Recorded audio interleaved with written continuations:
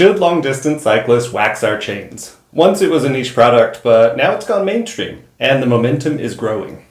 Common chain oils tend to absorb dirt, forming an abrasive paste causing friction and wear. The theory goes, wax dries to a lubricating solid that blocks dirt from entering the chain and doesn't absorb the dirt. Less dirt equals less friction, resulting in a fast drivetrain and savings on expensive components. Simple maintenance and a cleaner experience are claimed to be a nice bonus too. FAF and upfront costs are the primary barriers to adoption though. A workshop of chemicals and equipment, plus highly specific maintenance rituals, are often recommended by the waxing community elders. Treatment life, rain, noise, rust, and roadside application options are of particular concern to us long-distance cyclists too. Drip waxes claim the benefits of an immersion wax while reducing the downsides. Today, I'd like to share my experience moving to drip wax over the past year after a lifetime of use of poor quality and low-performing oils. New chains come packed with grease that needs to be completely removed so that the wax can actually adhere to the metal on the chain. Most waxers recommend using a chemical cocktail, and others recommend using really expensive specialized cleaners like from Ceramic Speed or Silca. I found one where you just give a couple of baths using white spirits like this, and then follow that up with a couple of baths using denatured alcohol to clean off any film left by the spirits. And together, those worked really well, and I didn't even need to use my ultrasonic cleaner. Since chain grease isn't really a good lubricant anyway, I think this is something we should be doing to all new chains, whether we're lubricating with wax or with oil. Overall, I'd rate this drawback a myth. Next is wax application. And because I live in a small apartment, I was unwilling to commit to a full immersive wax setup. Enter the drip wax. It was really easy to choose UFO drip from Ceramic Speed because it was the top-rated drip wax that I didn't have to import. So I can just buy this from local retailers, which is super convenient. Another thing that was convenient was the instructions for initial and reapplication of this product. The website was really clear, really concise. There's a much less rigorous cleaning process than with oil. Instead of using a degreaser and making a big mess out in my veranda, just have to wipe the chain down with a cloth and reapply this. And that lasts, 4 or 5 different times of doing that before needing to fully clean the chain. Overall, the process of using drip wax on a day-to-day basis was a lot more simple than using oil. After those 4 to 5 reapplications though, the application mileage seemed to slip a little bit, and I suspect enough dirt gets into the chain at that point that it needs to be flushed out. For this, I just put the chain in a jar and pour boiling water on it, and agitate it around a little bit to flush out the gunk and melt the old wax. Again, no ultrasonic cleaner was needed for this. 2 baths of boiling water seemed to be enough to remove the bulk of the wax. After drying it, the original chain prep technique of white spirits and denatured alcohol baths cleans it up really well, and a fresh application of drip wax gets it back to square one. This process is a little bit more involved than degreasing and cleaning an oiled chain, but it's also a lot less frequent.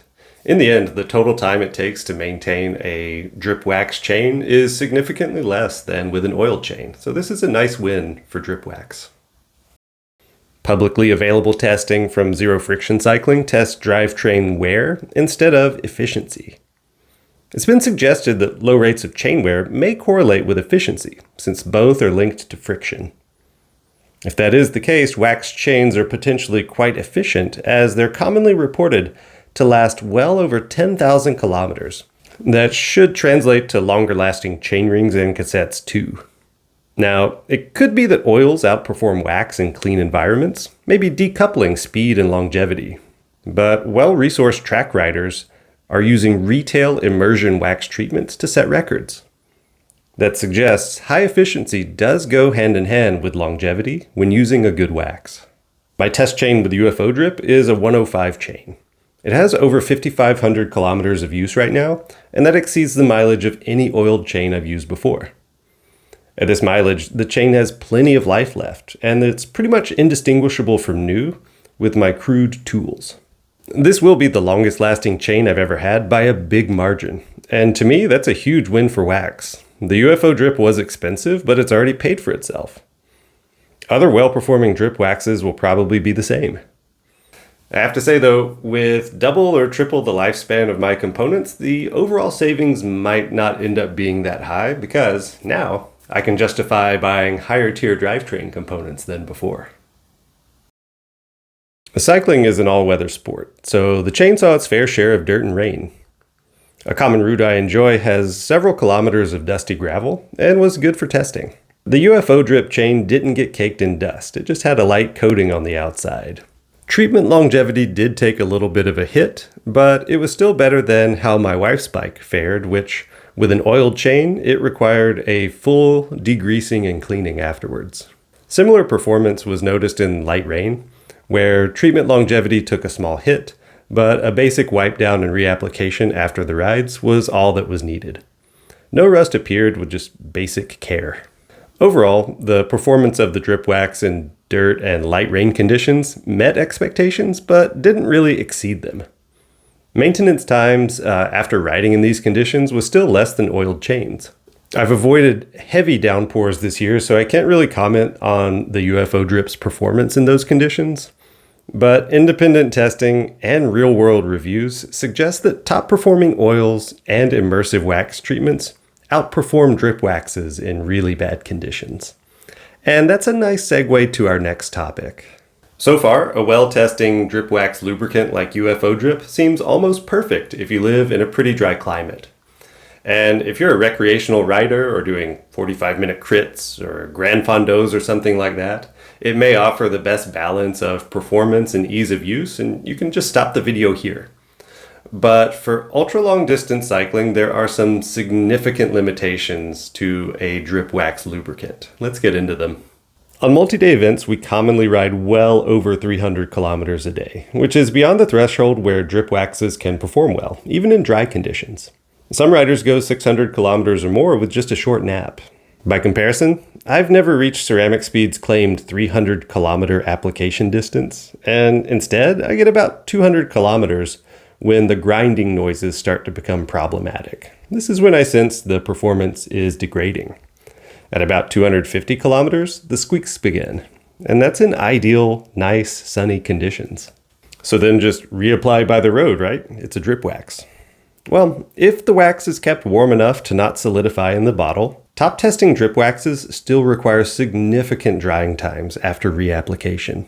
Usually this means overnight. Riding with undried drip wax will silence the drivetrain for a while, but it also invites dirt to get mixed in and absorbed. Swapping to oil mid-ride would require a full chain strip afterwards, and both of these options negate any rationale to use wax in the first place. The combination of limited mileage and long wait times for drying after a reapplication make a drip wax incompatible with the demands of randonneuring and other ultra-distance events. It could be that a high-performance drip oil like Rex Black Diamond is the most straightforward choice for the randonneur. But there are still a lot of benefits from wax, and I'm not ready to give up on it yet. It's just that a drip wax probably isn't going to be the answer. To avoid returning to oil lubricants, the initial wax treatment needs to last about 350 kilometers. This is enough distance to get any rider to a typical hotel stop on a multi-day brevet event. Once there, 5 to 7 hours of sleep, which, if you watch my video on sleep strategies, is what we should be aiming for.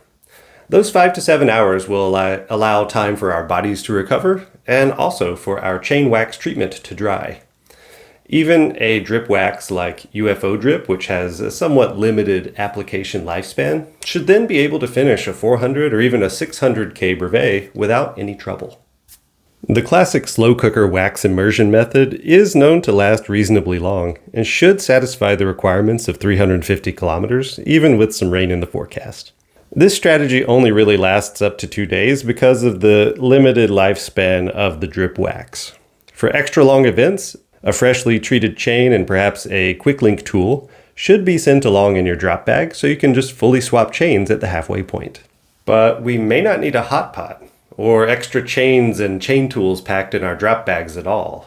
Buried deep in the wall of text that is a zero friction cycling lube review, the emulsion waxes Smooth, Effetto Mariposa, and Allied Grax share some common qualities, both good and bad. They have low upfront costs, wear well over time, are a bit thick, slightly messy, don't mix well with hot melt waxes, dry a little bit quicker than other drip waxes, and Smooth and Allied Grax had trouble with initial penetration, which wrecked their main test results. However, these penetration issues arose when following the manufacturer's instructions. When starting with a full immersion treatment, these 3 drip waxes performed really well for a long time, and even outlasted Molten Speed Wax and Silka Hot Melt in the dry road longevity test. With an immersion in these lubes, the same product could also be used for reapplication. If this style of application turns out to be practical, it could mean that a single wax product would be suitable for our long rides, and no chain would need to be sent in the drop bag service for the very, very long rides. Once you enter the weird world of wax, there's really no turning back. And while my drip wax experiment was kind of a failure, it has led me to join the ranks of those tinkerers in their workshops with their really strong opinions, and I'm going to start hot melt waxing my chains from here on. But how about you? Have you found any really successful lubrication treatments for very long events? Any catastrophic failures? And should I test immersion treatment for regular drip waxes like Smooth, which show some promise? Let me know in the comments below. And until the next video, stay lubricated, everyone.